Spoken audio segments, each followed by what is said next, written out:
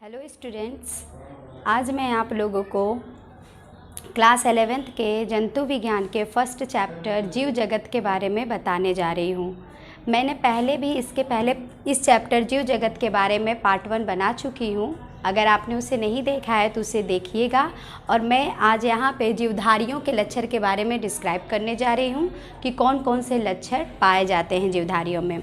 मैंने first part में बताया था कि वृद्धि क्या होती है। तो वृद्धि जंतुओं में ग्रो करने का या उसे बढ़ाने का कार्य करती है। लेकिन मैंने एक और चीज़ बताया था कि जीवधारी दो तरह के ही होंगे, सजीव और निर्जीव। लेकिन हम यहाँ पे किसके बारे में जानेंगे? सजीवों के लक्षण के बारे में जानेंगे।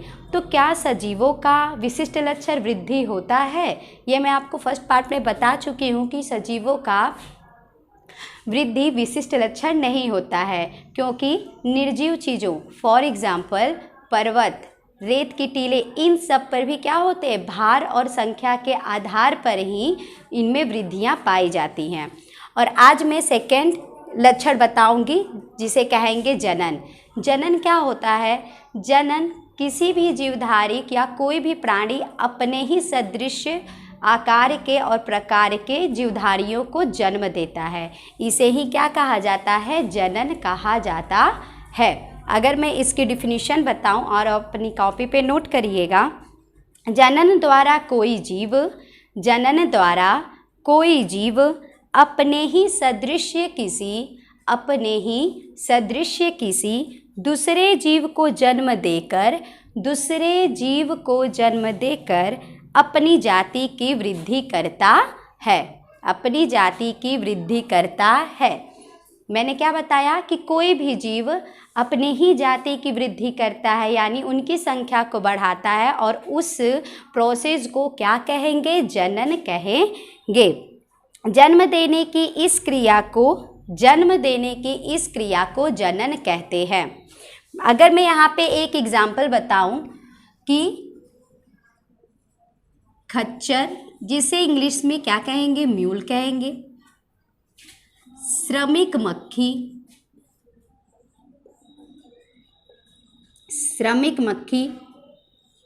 अब श्रमिक मक्खी क्या होता है? तो मक्खियाँ 3 टाइप्स की होती हैं। एक रानी मक्खी होती है, एक ड्रोन और एक वर्कर्स यानी श्रमिक मक्खी। रानी और ड्रोन तो अपने ही तरह के मक्खियों को तो जन्म दे सकते हैं, लेकिन श्रमिक मक्खी मक्खियों को जन्म नहीं दे सकती है, क्योंकि ये क्या होती हैं? स्टेराइल होती हैं। और एक एग्जाम्पल मैं बताऊं, बंध मनुष्य, इसे स्टेराइल ह्यूमन कपल कहेंगे। बंध मनुष्य, ये तीनों ऐसे एग्जाम्पल हैं जनन के, या ऐसे लिविंग थिंग्स के एग्जाम्पल हैं जो जनन नहीं करते हैं। तो मैंने अभी बताया था कि वृद्धि क्या निर्जीवों में पाया जाता है? तो हाँ, पाया जाता है। इसीलिए सजीव का यह विशिष्ट लक्षण नहीं है। वृद्धि सजीवों का विशिष्ट लक्षण नहीं हुआ। तो जनन क्या है? जनन तो सभी सजीवों में पाया जाता है, लेकिन मैंने जो अभी यहाँ पे 3 एग्जाम्पल्स दिए हैं, इन तीनों में भी जनन नहीं होता है। तो ये सजीव, तो क्या हम इसे सजीवों का विशिष्ट लक्षण मानेंगे? जी नहीं, इसे भी सजीवों का विशिष्ट लक्षण हम लोग नहीं कहेंगे। ठीक है। अब थर्ड हेडिंग आती है उपापचय। उपापचय क्या होता है, या मेटाबॉलिज्म जिसे कहेंगे, ये क्या होता है? तो इसे हम एक लाइन में परिभाषित कर सकते हैं कि जीवों के शरीर में होने वाली समस्त रासायनिक क्रियाएं ही क्या कहलाती हैं? उपापचय कहलाती हैं। इसकी डिफिनीशन अपनी कॉपी पे नोट करिएगा। जीवित शरीर में होने वाली समस्त रासायनिक क्रियाएं उपापचय कहलाती हैं। मतलब जो भी हम लोग भोज्य पदार्थ ग्रहण करते हैं अपनी एक्टिविटीज़ के लिए, अपनी एनर्जी लेने के लिए, उनसे जो भी हमारी रासायनिक क्रियाएं कंबाइन होती है, हमारे शरीर में जो भी प्रोसेस होता है, उसी को बाद में हम लोग क्या नाम देते हैं? उपापचय या मेटाबॉलिज्म का नाम देते हैं। इनका मेन काम यही होता है कि यह ऊर्जा का कार्य करती है। कैसे? उपापचय मोस्टली 2 प्रकार के होते हैं। एक होता है उपचय और दूसरा होता है अपचय।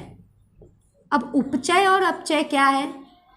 उपचय को हम कह सकते हैं एनाबॉलिक और अपचय को हम कह सकते हैं कैटाबॉलिक। इसको बस इस तरह याद रखिएगा। उपचय में क्या होता है? मैंने बोला उपापचय का काम होता है ऊर्जा का, तो उपचय क्या करता है? यह ऊर्जा को खर्च करने का कार्य करता है। क्या करता है? ऊर्जा को खर्च करने का कार्य करता है। जबकि अपचय क्या करता है? ये ऊर्जा को मुक्त करने का कार्य करता है। क्या करता है? ऊर्जा को मुक्त करने का कार्य करता है। ये चीज़ आपको समझ में आया? अब आते हैं थर्ड पॉइंट पे, संवेदनशीलता व अनुकूलता। ये भी क्या है? जीवधारियों के लक्षण में ही आता है। अब संवेदनशीलता क्या है? तो संवेदनशीलता सेंसिटिविटी को कहते हैं। इसका मतलब जब हम किसी उद्दीपनों के आधार पे अपना कोई प्रतिक्रिया देते हैं या अपना कोई रिस्पॉन्सिबल देते हैं वहाँ पर, तो वो चीज़ क्या कहलाती है? संवेदनशीलता कहलाती है।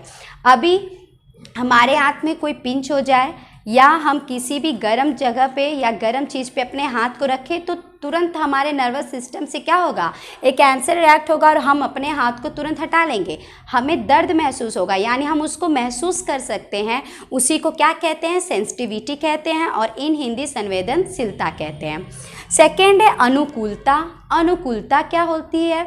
तो अनुकूलता का मतलब होता है कि इन्वायरमेंट के आधार पे, वातावरण के हिसाब से जो जीव जिस प्रकार से ढल जाते हैं उन्हीं को अनुकूलता कहते हैं।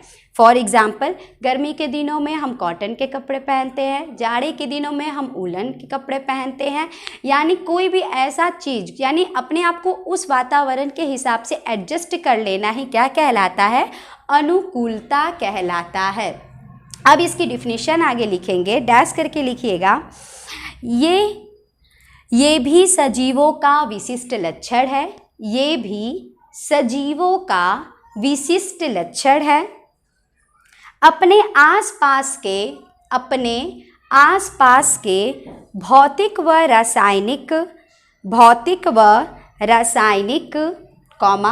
जैविक पर्यावरण के उद्दीपनों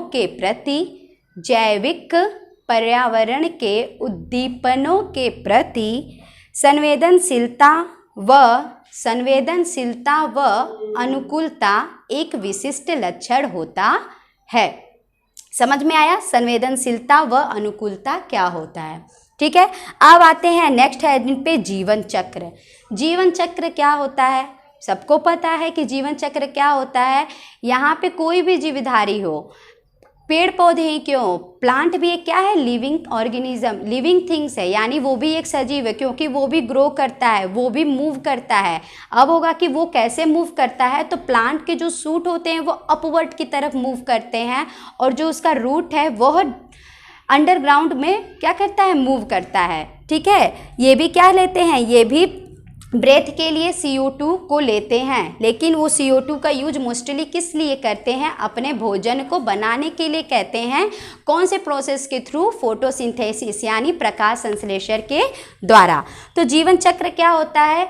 जीवन चक्र वो चीज़ है जहाँ पे नियमितः ही कोई जीव जन्म लेता है और फिर अंततः वह जनन करके अपने ही तरह के एक जीवधारी को जन्म देकर और अंत में मृत्यु को प्राप्त हो जाता है। तो यहाँ मैं शॉर्ट में लिख सकती हूँ आपको समझाने के लिए कि सबसे पहले कोई जीव है तो उसका जीवन चक्र क्या होगा?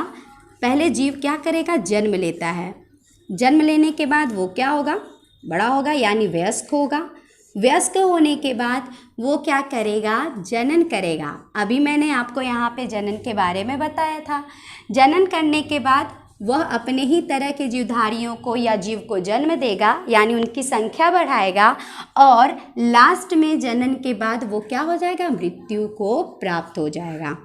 इसी तरह प्लांट का भी क्या होता है? प्लांट का भी एक जीवन अवधि होता है, एक लाइफ स्पॉन होता है कि वह कब तक जीवित रहते हैं। कुछ प्लांट 200 सालों तक जीवित रहते हैं। ठीक है, कुछ प्लांट कुछ महीनों तक ही जीवित रहते हैं। इसी तरह वो प्लांट भी जन्म लेते हैं, सीड के थ्रू वो ग्रो करते हैं, बड़े होते हैं, हमें फल देते हैं, फ्रूट्स देते हैं, और उनमें भी जनन होता है। पेड़ पौधों में वो भी जनन करके एक नए न्यू प्लांट को जन्म देते हैं, और अंततः ही जब उनकी समाप्ति आती है तो वो क्या हो जाते हैं, वो भी मृत्यु को प्राप्त हो जाते हैं। तो यहाँ पे जीवन चक्र के डिफिनीशन को लिखेंगे, सभी सजीव अलग अलग अवस्थाओं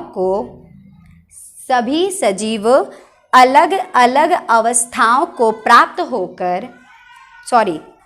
करते हुए मृत हो जाते हैं, प्राप्त करते हुए मृत हो जाते हैं। Paragraph change. अतः जीवों में क्रमबद्ध रूप से विविध क्रियाएं होती हैं। विविध मतलब अलग अलग, ये सब अलग अलग क्रियाएं हैं। विविध क्रियाएं होती हैं जिन्हें सम्मिलित रूप से जीवन चक्र कहते हैं, जिन्हें सम्मिलित रूप से जीवन चक्र कहते हैं। ठीक है, अब आता है अगली हेडिंग, जीव द्रव्य। जीव द्रव्य ये आपके एग्ज़ाम और आपके कोई भी कॉम्पिटिटिव एग्ज़ाम के लिए बहुत ही ज़्यादा इम्पॉर्टेंट होता है।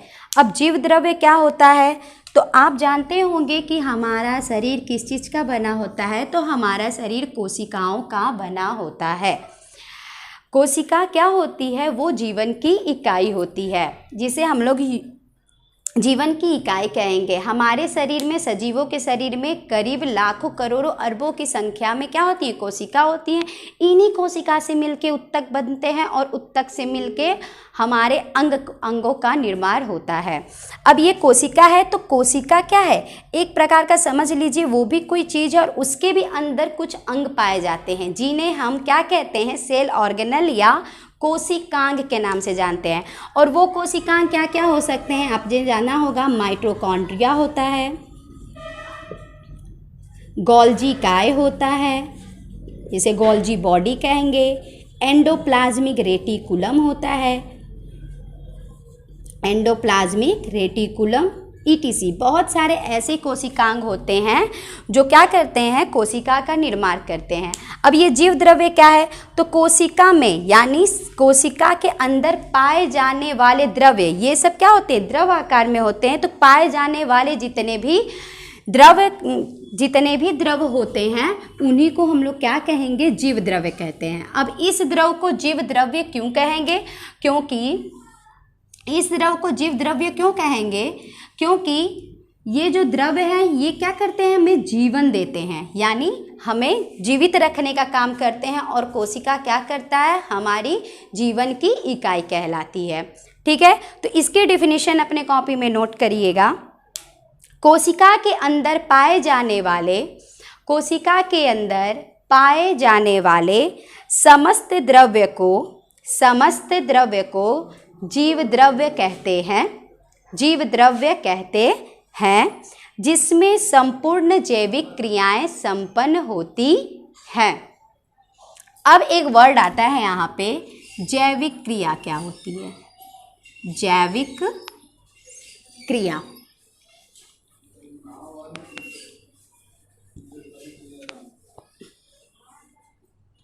जैविक क्रिया क्या है, तो समझिएगा जैविक क्रिया क्या होती है, जो भी हमारे शरीर में जितने भी, हमारे अंगों में जितनी भी कुछ एक्टिविटीज़ होती हैं, जैसे श्वसन करना, भोज्य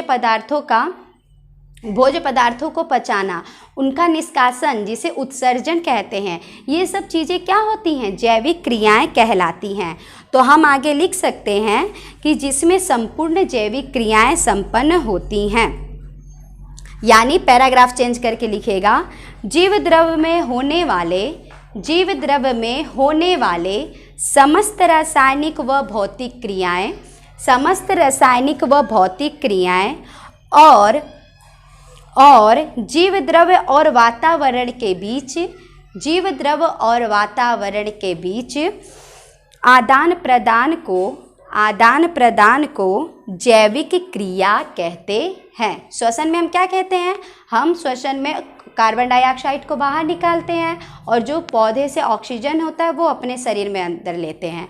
तो उसी आदान प्रदान की क्रिया को ही क्या कहेंगे आप लोग? जैविक क्रिया, जिसे विटल एक्टिविटीज के भी नाम से जाना जाता है। अब एक नोट आता है, इसे अपनी कॉपी में ज़रूर नोट करिएगा, जीव द्रव्य के बारे में, कि जीव द्रव्य की खोज किसने की थी। जीव द्रव्य की खोज किसने की थी? तो सन 1835 में, 1835 में डुजार्डिन, किसने? डुजार्डिन नामक वैज्ञानिक ने जीव द्रव्य की खोज की थी। ठीक है, अगर क्वेश्चन आता है कि जीव द्रव्य की खोज किसने की थी, तो सन 1835 में डुजार्डिन नामक वैज्ञानिक ने जीव द्रव्य की खोज थी। लेकिन यहाँ पे एक पॉइंट ये है कि डुजार्डिन ने इसको सबसे पहले जीव द्रव्य नाम नहीं दिया था, इसका नाम इसने सारकोड रखा था। क्या रखा था? सारकोड रखा था। ठीक है, मैंने अभी बताया कि जीव द्रव्य को हम लोग इंग्लिश में क्या कहेंगे? प्रोटोप्लाज्म के नाम से जानते हैं। तो अगर क्वेश्चन पूछे कि प्रोटोप्लाज्म नाम किसने दिया, तो हम कह सकते हैं प्रोटोप्लाज्म नाम पुरकिंजे नामक वैज्ञानिक ने। किसने? पुरकिंजे नामक वैज्ञानिक ने सन 1840 ईस्वी में किया था। ठीक है, जीव द्रव्य की खोज किसने की थी? डुजार्डिन ने की थी। बट प्रोटोप्लाज्म नाम सबसे पहले शब्द किसने प्रतिपादित किया था? पुरकिंजे ने प्रतिपादित किया था। आज का क्लास इतना ही मैं लेती हूँ। बाकी इस चैप्टर का जो भी अलग टॉपिक है वो आपको नेक्स्ट वीडियो में मिलेगा। आप अपनी कॉपी में इसे मेंशन करके लर्न करिएगा। Thank you so much.